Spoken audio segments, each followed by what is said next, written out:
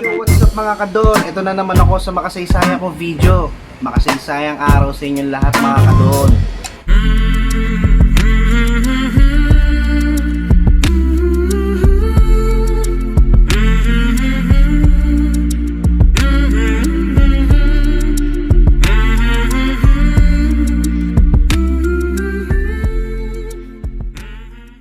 So, kamusta kayong lahat mga kadon? Ito na naman tayo sa panibago nating makasaysayang video. So, ayan mga kadon, no? May isang linggo na nakakalipas simula nung huling nag-upload ako ng videos. Matatandaan nyo yung nagpagupit ako, ayan, no? Ayan pa yung buko. Medyo tumubo na siya ng konti, pero kahit pa paano, andun pa rin yung pagkakagupit niya. Kaliligo ko lang, pero mukhang di bagong ligo. Nawit na ako agad, init eh. So yan, di lang ako naglagay ng ano mga kadon, ng product, ng wax, yun. Ayan, hira ka siya maglagay ng gano'n. So yan mga kadon, no? Ang topic natin ngayon, siguro alam nyo na sa title pa lang. Ayan, yung mga kagamitan sa pag-fade, kagamitan sa pag-gupit, mga equipment, mga clippers, yan, mga iba't ibang klaseng clipper na kailangan sa pag-fade. So, ipapakita ko lang sa inyo para dun sa mga hindi pa nakakaalam at sa mga nag-uumpisa pa lang sa barbering, sa mga beginner dyan. So, para meron kayo idea kung ano yung mga kailangan yung clipper, kung ano yung mga kailangan yung gamit para sa paggugupit. Papakita ko sa inyo isa-isa yung mga ginagamit ko. Usually yung mga ibang gamit dito, hindi ko naman masyado nagagamit. Kasi pag nag-tutorial ako, kapag nag-video ako, ang madalas na ginagamit ko lang isang clipper lang talaga, yung U-beater lang na fade blade. Yun lang ang ginagamit ko. So, yun yan. Ito, papakita ko sa inyo yung mga iba ko pang gamit dito. Ang mga kailangan sa paggupit ng buhok. Ito. Una, syempre, kailangan natin ng cutting comb. Kaya, cutting comb, ang tawag dito. Merong pino, at merong medyo malalaki ang awang na tawag dito. Basta yan, mas malaki. Kaya parang may sectioning ano siya. Yan, cutting comb. Importante, kailangan nyo to kapag magugupit kayo ng buhok. Okay mga kadon. At ang susunod mga kadon, ito. Comb pa rin, yan. Ginagamit siya pang comb over. Overcomb? Comb over? Basta yun. Ayan mga kadon. Kailangan nyo to mga kadon. Hanggat maaari, medyo mas malaki pa rito para medyo madali lang siyang i-comb over. Okay? Yan, kailangan nyo yan mga kadon. Sa mga beginner dyan, sa mga mag-uumpisa pa lang magupit, yan. Kailangan nyo to. Kailangan nyo ng ganito. Yan. Ang tawag naman dito mga kadon is fade brush. Kailangan nyo to kasi para hindi kayo malito kapag nagpe-fade kayo. Kasi yung mga butil ng buhok na maliliit na nakadikit pa sa scalp, kailangan matanggal yun para hindi kayo malito. Ayan, ito pangalan nyo. Hindi kasi kaya nung brush lang na ginagamit sa neck brush yun. Hindi kasi kaya. Kailangan ganito, medyo matigas siya lang konti. Hindi naman sobrang tigas. Ano pa rin siya. Hindi siya masakit sa akin. Yan. Kailangan nyo to. Fade brush. Yan. Tandaan nyo mga beginner dyan. Yan. Fade brush. Pero syempre, hindi pwedeng wala kayong ganito. Ayan. Ayan. Kung tawagin to is labaha. Dati kasi, yung mga ganito, labaha. Yung talim niya talagang nandito na. Ito kasi, lalagyan mo na lang siya ng blade. Yan. So, lalagyan siya ng blade mga kadon. Okay? Kailangan kasi bawat isang tao na gagamitan nyo, kailangan nyo magpalit. Okay? Kaya yung tatandaan nyo, kailangan nyo magpalit ng blade. After nyo gamitin, tapon na. Tapos panibago ulit. So, panibagong gupit. Ganito na yung mga bagong labas ngayon na labaha. Tawag dito razor blade. Basta, yan. Basta ako tawag ko dito labaha eh.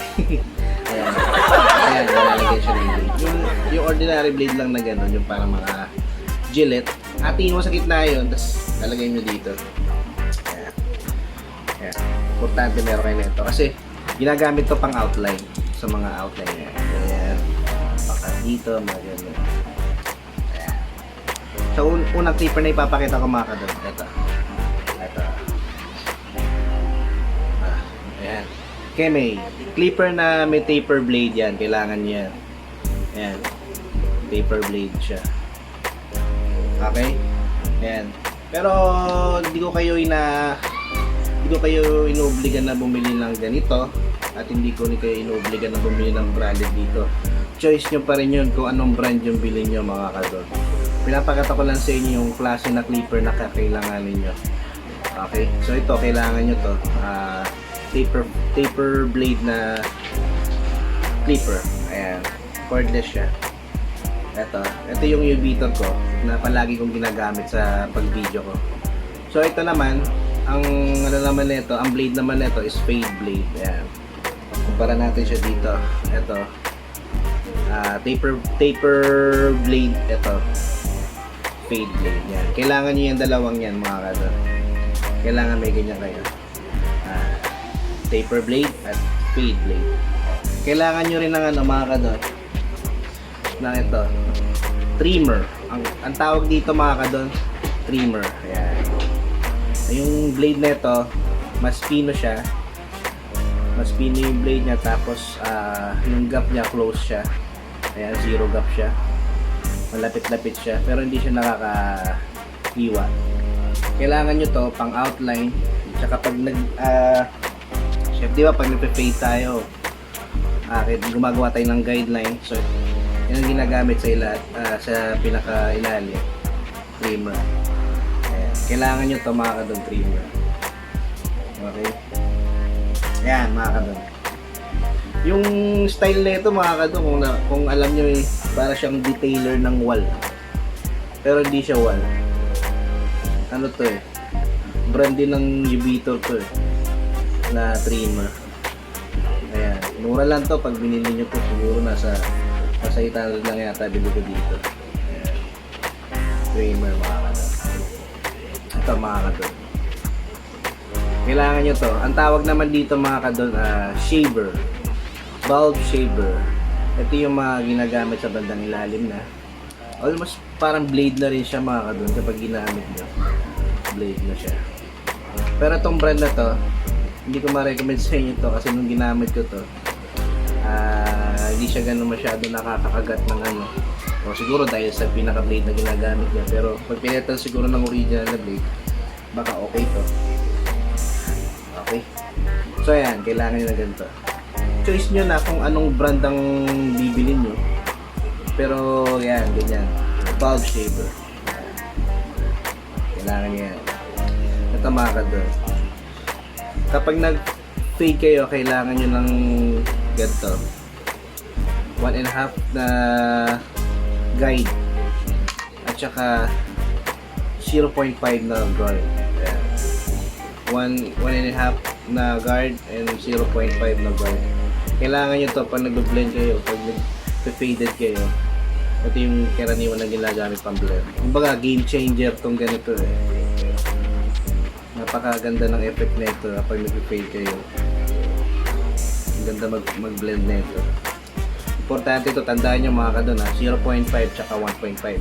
Kasi pag bumili kayo ng clipper, hindi kasama yung ganito Ang libre lang dun sa clipper na binibili is 1 to 4 lang. 1, 2, 3, 4 lang na guard. So wala pa to, hindi pa to kasama. Bukod mong bibilin to mga kadon. Ito naman kasi kasama to sa U-beater ko. May kasama agad to sa U-beater. Ito binili ko lang to na bukod lang. Okay, sa wall. Ayan. So yung mga kadon sa mga beginner, sa mga may balak dyan na matutong magupit. So ito na, yan na yung mga kailangan yung gamit. Mga basic na kailangan nyo kapag nag-fade kayo. Okay mga kadon, sana nagkaroon kayo ng idea. May nalaman kayo. Marami pang kailangan dyan marami pang kulang. Hindi ko pa napakita sa inyo yung mga ginagamit kong gunting. So common naman na yun Ang inano ko lang naman ngayon yung mga iba't ibang klase na clipper. Ayan. Kasi di ba minsan isang clipper lang gamit natin. Pero pag nag-fade kasi kayo, kailangan nyo na ito para mas maganda yung kalalabasan. Ito. Tsaka ayan. Itong apat na to, napaka-importante to. Okay. Pero kung wala naman kayo nito, Pwede naman kayo magganito. Maglabara. Saludo ako sa mga barbero dyan. Sa mga nanonood sa barbero, saludo ako sa inyo. Okay. Sa mga bago pa lang dyan na gustong pasukin ng mundo ng barbering, saludo ako sa inyo. Nasa tamang landas kayo mga kadol. Okay mga kadol, siguro dito ko na ulit tatapusin ang aking video. Sana meron kayo natutunan mga kadol. So bago ko tapusin ito mga kadol, isa-shoutout ko muna yung mga nag-comment sa akin sa last video ko. Dahil gusto nila magpa-shoutout, eto na kayo. Shoutout to Brand Cody Dudak. Shoutout Kid from the South. Shoutout Wales Barbershop. Shoutout HJ Mix Vlog. Shoutout Peter Mendo. Shoutout Mark Jericho. And shoutout Maki Mentality. So ayan mga kadol, no? Papaalam na ako sa inyo. Kung gusto nyo rin ma-shoutout sa next video ko, mag-comment lang kayo dyan na gusto nyo magpa-shoutout. Hanggang dito na lang mga kadol. Maraming salamat sa inyo sa umabot dito, sa mga sumusuporta sa akin. Sana patuloy pa tayong dumami. So hanggang dito na lang. At sa mga bago manonood dyan, please subscribe and click the notification bell para ma-update ko pa kayo sa mga bago ko pang inalabas na video. So hanggang dito na lang mga kadol.